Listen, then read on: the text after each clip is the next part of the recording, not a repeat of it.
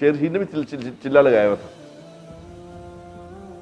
شیر رشید مجھے کہتا ہے کہ میری بٹ صاحب میں چلا لایا سی. میں نے کہا کب لگایا تھا تمہیں چلا؟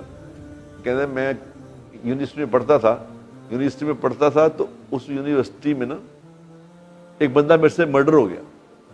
ایک لڑکا تھا, لڑائی جھگڑا ہوا, اس میں وہ مرڈر ہو گیا. اب وہ مرڈر ہو گیا تھا اچانک, حادثہ, میں نے ارادہ نہیں تھا میرا مارنے کا, وہ حادثاتی طور پہ مر گیا. تو میں اب جیل چلا گیا.